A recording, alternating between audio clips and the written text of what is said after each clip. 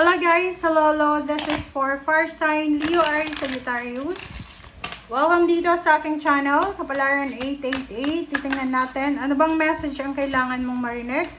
Fire Sign Leo Aries Sagittarius. Nako, bakit ganon? You're 36, you're 9. Hole in the soul. Nakikita ko sa'yo dito na medyo meron kang pain and heartaches na nararamdaman. Fire Sign Leo Aries Sagittarius. Or maybe you feel betrayed. Nag-away kayo ng karelasyon mo or there's something missing, parang ganon.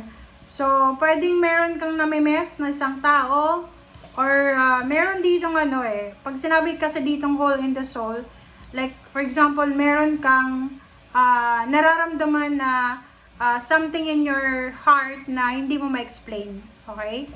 So, let's check. Ano ba ang message sa'yo ng spiritual helpers mo?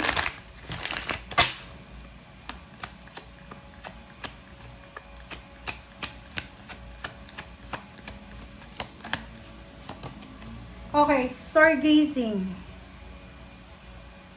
Sinasabi ng bara sa'yo dito na yun, possible na may namimiss ka.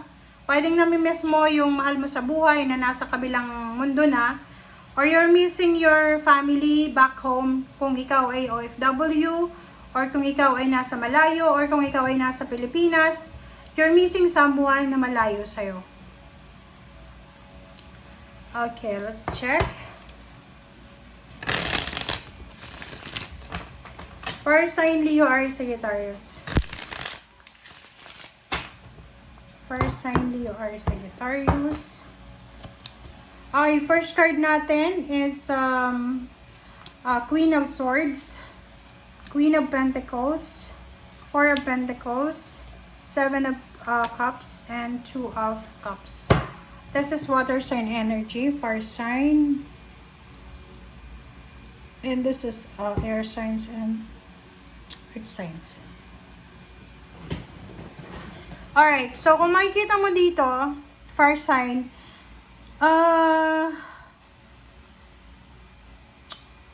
siguro sa araw na ito, biglang meron kang marirealize hindi lang ngayon, pero maybe several times na na-realize mo to maraming beses mong na-realize na importante yung pag-iipon ng pera.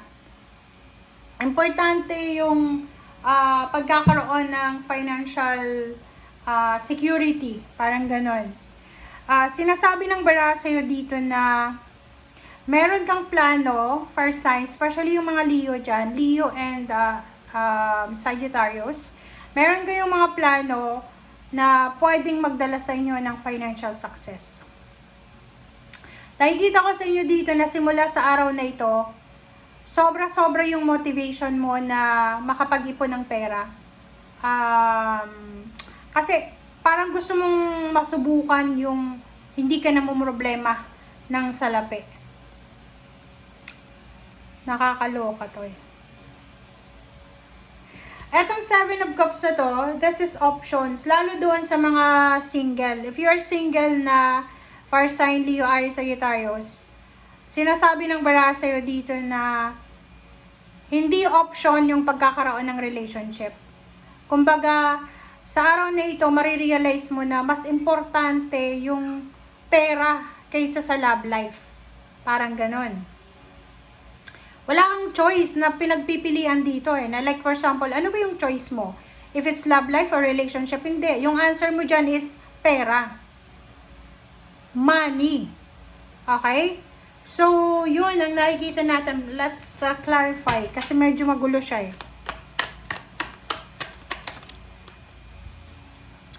Eight of Cups. So, nakikita ko sa iyo dito may mga fire sign Leo Aries Sagittarius na hindi ka masyadong kontento sa financial mo ngayon, especially sa emotion.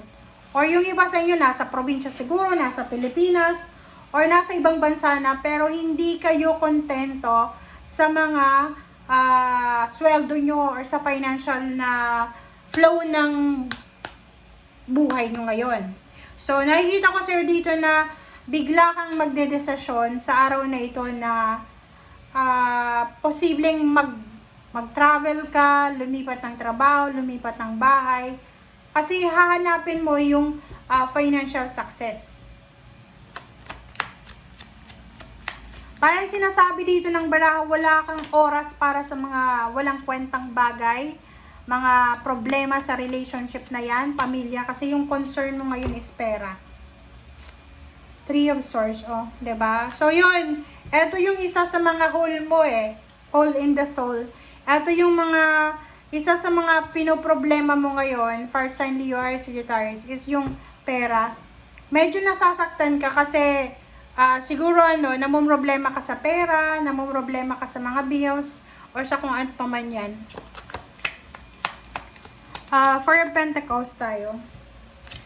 Ace of Wands. So, sinasabi ng baraha sa'yo dito na huwag kang mawala ng pag-asa daw, fire sign.